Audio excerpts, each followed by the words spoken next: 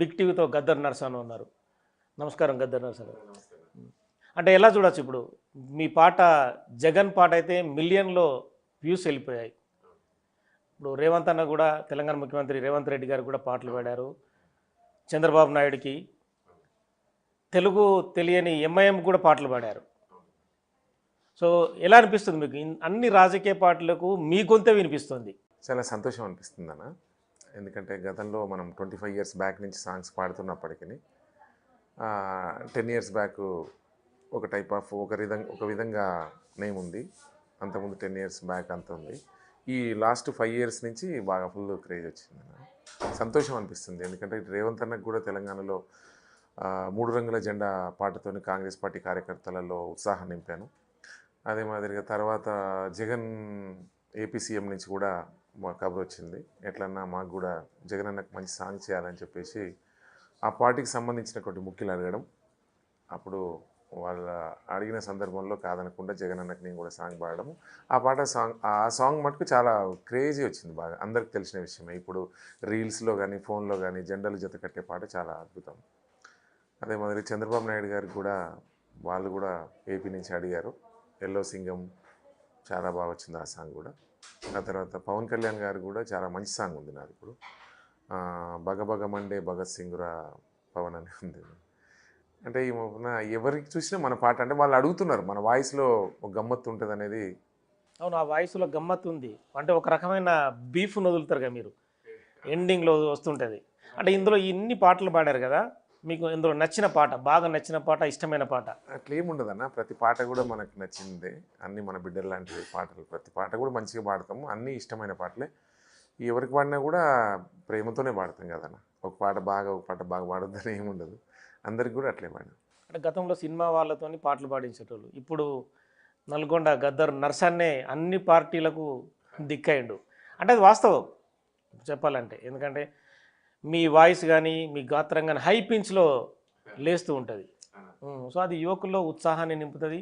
ఒక స్టేడియంలో కానీ ఒక బహిరంగ సభలో ఫస్ట్ మీ పాటతోనే స్టార్ట్ అవుతున్న పరిస్థితి.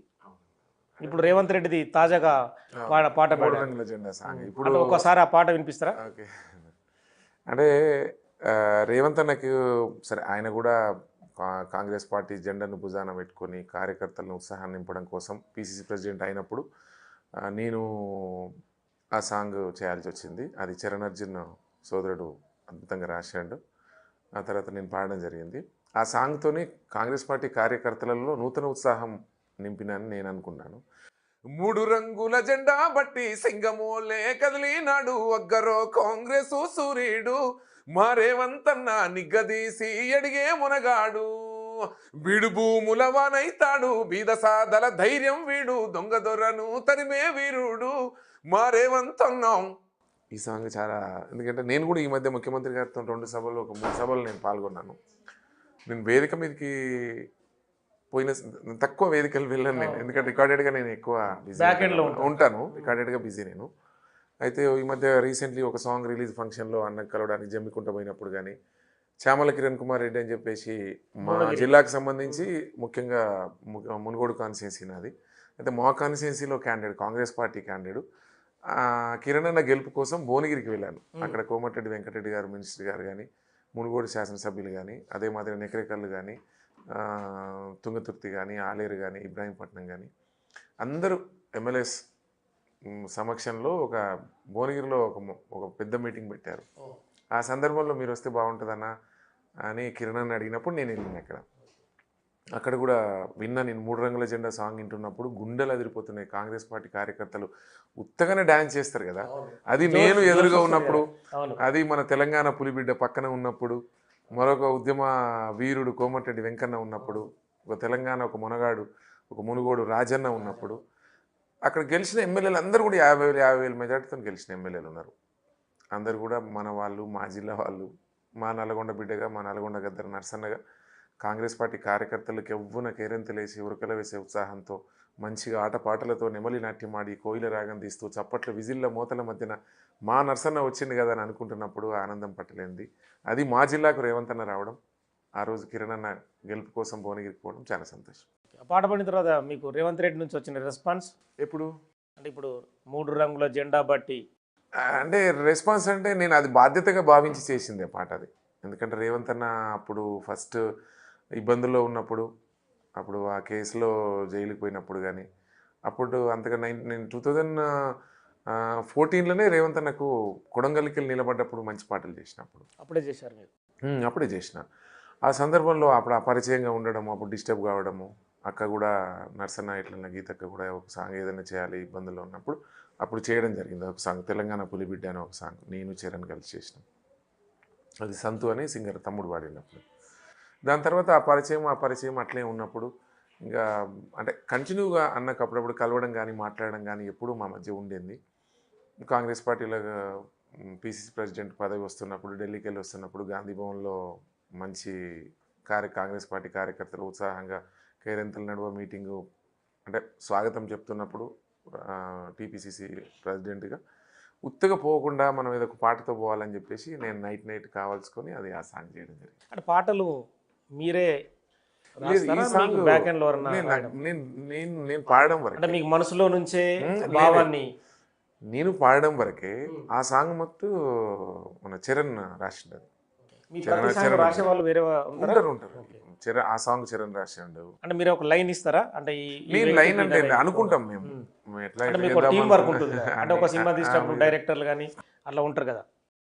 అంటే ఏ సాంగ్ ఏ రైటర్ రాస్తే బాగుంటుంది, ఏ పాట ఎట్లా లీడర్ ఎట్లా అంటాడు, ఆ రైటర్ ఎంత బాగా ఎవరు రాస్తారు అనేది బాగా చెక్ చేసుకుంటాం. ఉన్న రైటర్లు అందరూ కూడా తమ్ముళ్ళు అందరూ కూడా బాగా రాస్తారు. నేను ఈ అందరూ రాసిన పాటలు పాడినా అన్నీ కూడా ఇట్టేనే నాకు అందరు రాసిండ్రు. ప్రతి సోదరులు చాలామంది రాసిండ్రు అక్కడ. ముఖ్యంగా చరణ్ రాసిన పాటలు మొట్టమొదటిగా బాగా హిట్టయినాయి. ఆ సందర్భం 3 రంగుల జెండా కానీ, నాగమల్లి దారిలో కానీ చాలా సాంగ్స్ చరణ్ నా కాంబినేషన్లో ఇట్లున్నాయి. తర్వాత బుర్ర సతీష్ అని చెప్పేసి రైటరు తెలంగాణ రైతాంగ సాయుధ పోరాట చరిత్ర రాసిండు. ఎడ్ల బండి అని ఒక సాంగ్ రాసిండు. సర్వై పాపన్న గురించి అంటే ఈ సమాజంలో కొంచెం సామాజిక అంశాల మీద బాగా రాస్తాడు. కొంచెం విప్లవ సాహిత్యం బాగా రాస్తాడు. అతను బాగా రాసిండు. తర్వాత మానుకోట ప్రసాద్ అని చెప్పేసి అంబేద్కర్ పాట రాసిండు సోదరుడు. చాలా బాగా రాసిండు తమ్ముడు వాడు. చాలా బాగా రాసిండు. అట్లా కొన్ని ఇట్లున్నాయి.